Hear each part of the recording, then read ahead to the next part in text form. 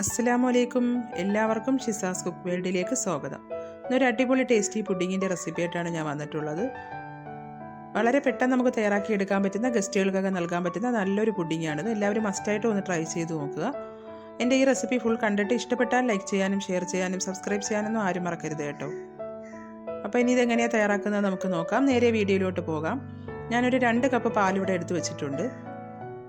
ഇതിലോട്ട് ഒരു 1/2 കപ്പ് പഞ്ചസാരയാണ് ഇപ്പോൾ ചേർത്ത് കൊടുക്കുന്നത്. അതിട്ട് കൊടുത്തതിന് ശേഷം അടുത്തതായിട്ട് ഒരു മുട്ടയാണ് ഇവിടെ എടുക്കുന്നത്. അത് പൊട്ടിച്ചൊഴിച്ച് കൊടുക്കുക. നമുക്ക് മുട്ട ചേർത്തെന്ന് പറഞ്ഞ് പ്രത്യേകിച്ച് ചെറു വ്യത്യാസമൊന്നും വരത്തില്ല. എല്ലാം കൂടി നല്ലതുപോലെ ഒന്ന് മിക്സ് ചെയ്ത് കൊടുക്കാം.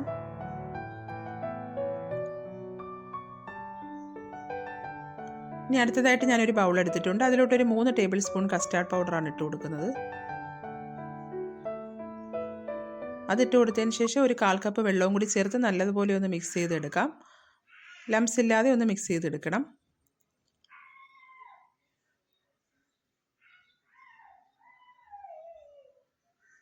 ഇനി നമുക്കത് പാലിലോട്ട് ഒഴിച്ചു കൊടുക്കാം. എല്ലാം കൂടി നല്ലതുപോലെ ഒന്ന് മിക്സ് ചെയ്ത് യോജിപ്പിക്കാം. ഇനി നമുക്ക് നല്ലതുപോലെ തിളച്ച് കുറുകി വരണം. ഇതിലോട്ട് ഞാൻ 1 ടീസ്പൂൺ വാനില എസൻസും കൂടി ചേർത്ത് കൊടുക്കുന്നുണ്ട്. ഇപ്പോൾ ഏകദേശമൊക്കെ ഇവിടെ കുറുകി വന്ന് തുടങ്ങിയിട്ടുണ്ട്.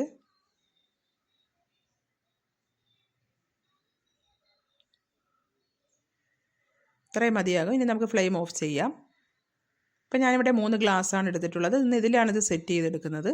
ആദ്യമായിട്ട് ഞാൻ ചെറുപഴമാണ് കട്ട് ചെയ്ത് വെച്ചിട്ടുള്ളത്. അതാണ് ഇട്ട് കൊടുക്കുന്നത്. അത് 3 ഇട്ട് കൊടുക്കാം. അടുത്തതായിട്ട് കുറച്ച് ആപ്പിൾ കട്ട് ചെയ്ത് വെച്ചിട്ടുണ്ട്. അത് ഇട്ട് കൊടുക്കാം. ഈ പുഡിങ്ങിന് തീർച്ചയായിട്ടും നമ്മൾ ഈ പഴവും ആപ്പിളും ഒഴിവാക്കാൻ പറ്റത്തില്ല. അത് രണ്ടും ചേർത്ത് കൊടുക്കണം. അപ്പോഴാണ് നല്ല ടേസ്റ്റ്. അടുത്തതായിട്ട് ഞാൻ പേരയ്ക്ക എടുത്തിട്ടുണ്ട്. അതിവിടെ ഉള്ളതുകൊണ്ട് എടുത്തതേ ഉള്ളൂ. അത് ഓപ്ഷണലാണ്. പക്ഷേ പേരയ്ക്കയുടെ ഫ്ലേവറും കൂടെ വരുമ്പോൾ നല്ല ടേസ്റ്റാണ് ഇത് കഴിക്കാനായിട്ട്. ഇതെല്ലാം ഇട്ട് കൊടുത്തതിന് ശേഷം കസ്റ്റാർഡിൻ്റെ മിക്സ് ഒഴിച്ചു കൊടുക്കാം.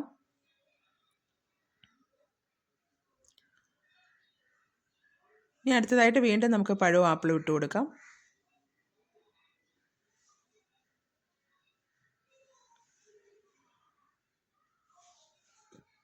ഇനി വീണ്ടും നമുക്ക് കസ്റ്റാർഡിൻ്റെ മിക്സ് ഒഴിച്ചു കൊടുക്കാം.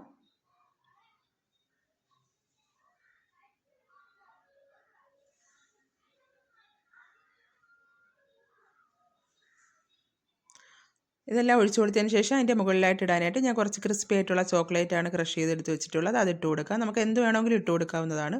നട്ട്സ് ഉണ്ടെങ്കിൽ ഇട്ട് കൊടുക്കാം, റൈസിൻസ് ഇട്ട് കൊടുക്കാം, ജെറി ഇട്ട് കൊടുക്കാം, എന്ത് വേണോ ഇട്ട് കൊടുക്കാം. അപ്പം ഞാൻ ഇതിലോട്ട് ഇതാണ് ചേർത്ത് കൊടുക്കുന്നത്. കുറച്ച് ആപ്പിളും പഴവും കൂടി അതിൻ്റെ മുകളിലായിട്ട് ഇട്ട് കൊടുത്തിട്ടുണ്ട്. ഇത്രയേ ഉള്ളൂ. സിമ്പിളാണ്. നമ്മുടെ പുഡിങ് ഇവിടെ റെഡി ആയിട്ടുണ്ട്. ഇനി നമുക്ക് ഫ്രിഡ്ജിൽ 1 മണിക്കൂർ വെച്ചതിന് ശേഷം പുറത്തെടുത്ത് കഴിക്കാവുന്നതാണ്.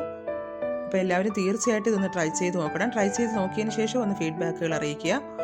എല്ലാവർക്കും ഇഷ്ടപ്പെടും. അപ്പം ഞാൻ ഇത് ഫ്രിഡ്ജിൽ നിന്ന് പുറത്തെടുത്ത് വെച്ചിട്ടുണ്ട്.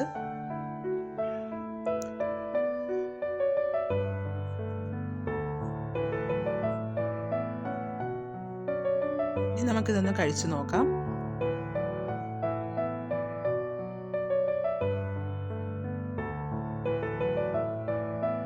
അടിപൊളി ടേസ്റ്റാണ്. അപ്പോൾ എല്ലാവരും ട്രൈ ചെയ്ത് നോക്കുക. അടുത്ത പ്രാവശ്യം നല്ലൊരു റെസിപ്പി ആയിട്ട് ഇനി വരുന്നു. Okay, thank you.